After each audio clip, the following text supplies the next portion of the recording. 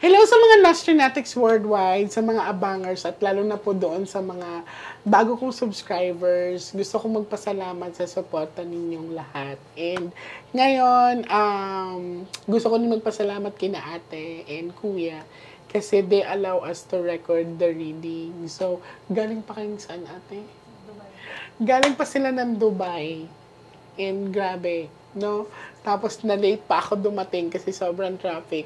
So ngayon meron silang dalang gamit ng family members nila. Titingnan natin kung anong ipapakita ng mga baraha. So ready ka na, ate? Okay.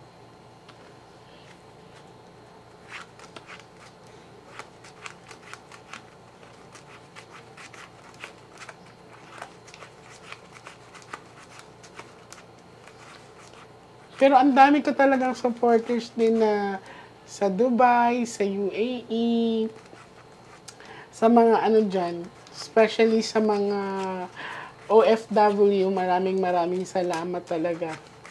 Sa mga taga-Japan din, madami akong supporters dyan. Sana matuloy ako sa Japan kasi they are planning to get me. So, I'm hoping, cross fingers, na matuloy ako dyan. So, bago tayo mag-start, may papakita muna ako sa inyo, ha? So, this is a success, darling, big amount of money and success transaction, travel and distance or paglalakbay, growth, and ito ay bad luck. Lahat ng masasamaan dito, darling. Barang, kulang, palipad, hangin, lahat. Dito. And this is happiness and love, life, relationship, at peace.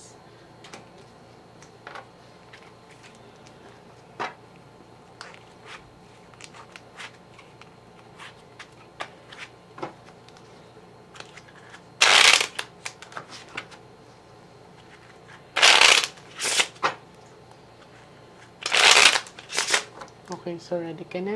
Opo.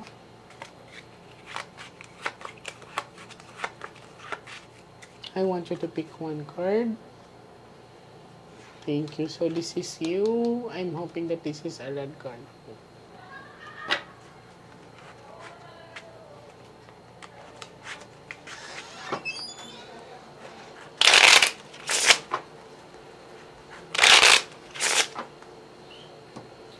Mag-ask ko din guidance. Anong name ni mother? Elizabeth po. And the father? Manuel po.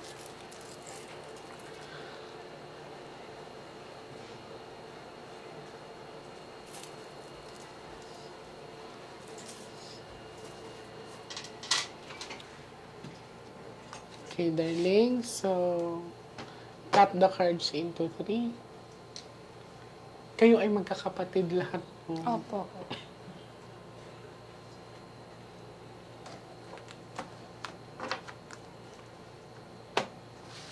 Kuha ka, darling, ng 7 cards of total. Lagay mo dito. Huwag ka magmadali. Take your time.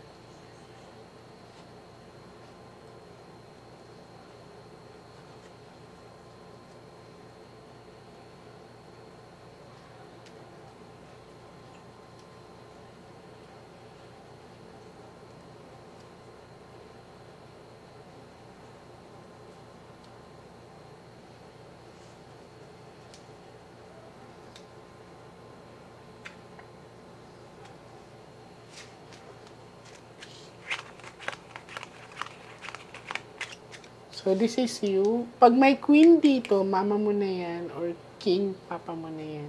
Okay? So, this is you. Ganda ng aura mo, oh. Oh my God. Okay. Thank you, Lord. Andito yung mama mo. Lumabas sa cards. And this one, Ace of Heart.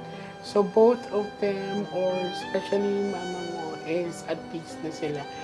What's this? This is happiness and love, life, relationship at peace, and then natutuwa siya sa success ninyong magkakapatid.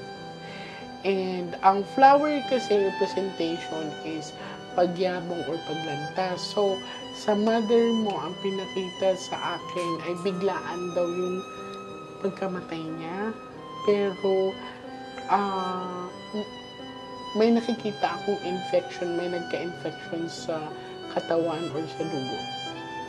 Another thing is, bakit may property pa siyang pinapaayos dito? It's like, may gusto siyang ipaayos. It's like, ipapa-renovate na bahay, something like that. Wag daw ninyong ibigay sa iba. It's more on property to darling. This is Ace of Diamond. This is a sign of success. And ang swerte nyo ay talagang nasa ibang bansa pa. Kung mapapansin nyo, puro pula to. So, diamond to darling. So, ina-assure kayo ng nanay nyo na hindi kayo magiging sain. Ayan. So, dito, malinaw ang pagkamatay ng nanay nyo ay natural sickness. So, may nag-isip sa inyong kinulam siya? Sino nag-isip sa inyo? Kami din po. Okay. Sige, titignan natin ha. Kasi dito, at least na kasi siya. So, this is purity.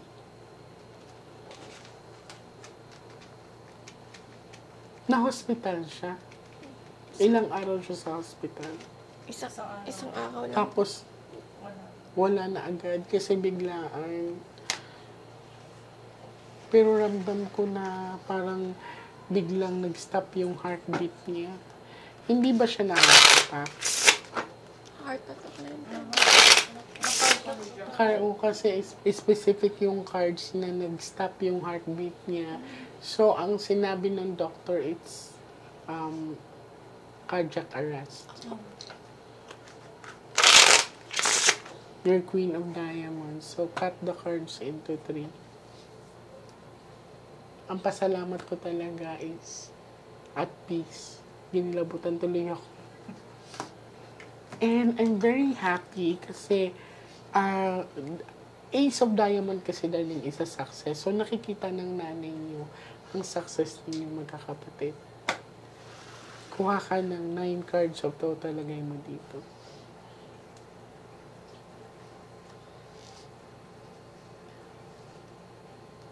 So, unang namatay nanay nyo bago ang tatay nyo, magkasunod sila?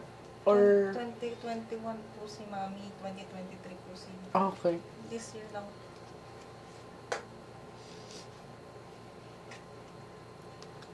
So, sakto una lumabas yung nanay ninyo.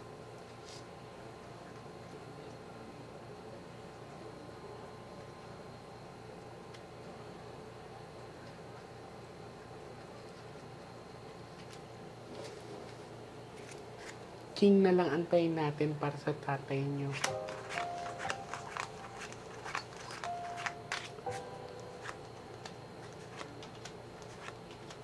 Oh, twice na lumabas. So, thank you. At peace na po sila. O, lumabas yung king. Di ba ikaw to, darling? So, sino ang unang lumabas kanina? Si mother. Kasi unang namatay si mother, tama? Second is si father. Kakasabi ko lang, king lang antayin natin. Darling, stop worrying sa inyong magkakapatid. Ang pagkamatay nila is walang barang, walang kulam, walang palipad hangin. It's natural sickness. Yan. So, malinaw. We shuffle it together. Pang ilan na ito lumabas? Pangalawa. Yan. So, gusto kong magpasalamat sa inyo kasi ito yung naging way na malinawan kayo. At pagkatapos nito, kung may madaanan kayong simbahan, magsindik kayo ng puting kandila para sa kanilang dalawa. Ang pasalamat natin, they are at peace. So, malinaw ha. Anong findings kay tatay? Bakit parang may infection akong nakikita? Ganon din po. Cardiac arrest. Cardiac arrest din. Parehas po sila. I see. Tapos, ang ano po rin kasi po nila, parehas rin unspecified organism po yun. So may infection. Hindi po nila matrace kung ano yung infection. Parehas po sila. Parehas sila. Kaya, Okay. Tingnan natin sa last set of the cards. So, nakakagulat ang revelations ng baraha kasi unang lumabas si Mother, which is una daw namatay si Mother. And after 1 year, 2 years. 1.5, no? Tama. 1.5, sumunod si Daddy, and then, para sila ng findings, which is yung heart attack, and then, may infection din na nakita sa kanila, both of them. Yan. So, parehas. So, dito naman sa pinakita ng baraha, malinaw na they are at peace na. And titingnan namin sa last set of the cards kung meron pang i-reveal.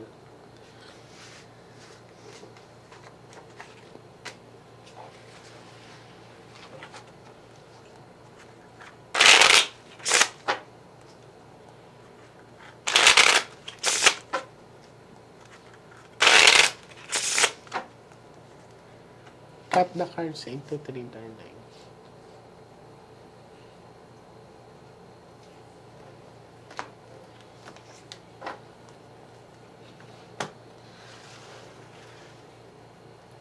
Kuha ka, darling, ng last 12 cards of total lagay nyo dito.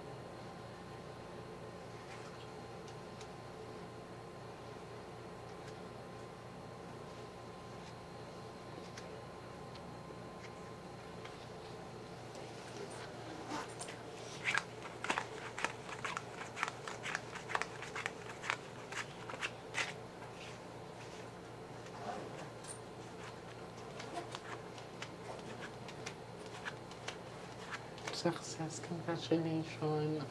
Talagang hindi kayo pinapabayaan. This is wise na lumabas. Mag-business nga kayo magkapatid. Na mag-business kayo. Honestly, you will have this success turning. Twice na lumabas. 2 hearts. So, malinaw, ang pinakita dito ay walang barang, walang kulang, walang palipad hangin. Pero meron warning sign, a little lang naman na kailangan tutukan ang health ng kapatid. Nag-iisang lalaki ka lang ba? Ikaw to. May health problem ka. Kailangan mo magpa-check. So, wala ka ba nararamdamang paninikip sa dibdib mo or pagkahilo or something? Sure ka ha? Kasi dito ay, ang flower kasi kuya, sila ay inaalaga, sila basically yung inaalagaan natin. Sila yung chine-check natin everyday if they are okay. So sa inyong magkakapatid, si kuya lang ang kailangan nating i-monitor. It's not that bad naman. So monitoring lang naman siya. So kindly pa-check ka sa blood mo. Yan. Kasi wala namang sinabi dito na may bad luck card or death card. No, wala. But then, ang sabi ng papa mo, kailangan ingatan mo yung health mo. Tanging ikaw lang ang binigyan ng warning niya. Why? Kasi this is dark. And this is flower. So again, ang flower, inaalagaan natin, dinidiligan natin yan. So may monitoring. Pagkagabi ba, hindi ka nahirapan huminga? Yun bang parang bigla kang nagigising na parang may bumabara sa lalamunan or something like yun. 1 month ago, meron. Totoo ba? Isang beses po. Pero wala na. Ano nangyari sa'yo nung ano?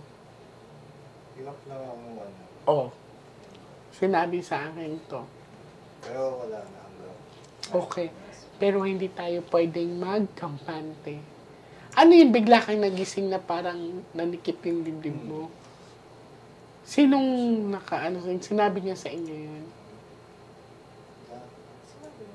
Hindi. Pero hindi ka pa nagpa-check sa heart mo. Ayun. Okay. Basta yan ang sinabi sa akin. Ha? So, malinaw ngayon, darling, ikampante niyo yung sarili niyo. It's natural sickness. It's a natural death. Pero, malinaw na sinabi sa akin ng barahan na kailangan nating tutukan si kuya kasi maaaring may something sa puso niya. Okay? Hindi pa naman ganun kagrabe ang sinabi ng barahan. It's a warning sign. So, pwede natin siyang maiwasan. Okay? Gusto ko magpasalamat sa inyo. Sobrang thank you. Kasi talagang isipin nyo, malayo pa po sila. Minsan kasi pag ako nag-reading, nakafocus ako, nakakalimutan ko yung... Kasi ang sabi, isa sa inyo nabasahan ko na. Ala! Okay. Lahat pala sila nabasahan ko online. Kailan to, ate? Mga ano lang po, a month ago. Last month? Sa, mga around September. Mga end Kasi, September. ayun, pagpaumahiyo ko, lalo na sa mga nababasahan ko. O kasi minsan may pumupunta dito na, Miss J, pang 5 ko na, pang 4 ko na. Hindi kasi talaga ako pala tanda, lalo na sa sobrang daming namimit ko. Ayan. So, I'm very happy na naka-visit kayo sa akin. So, this is not the last time, darling. If you want to have a reading on me or a guide, you can visit me. Okay? Maraming salamat po and God bless. Thank you!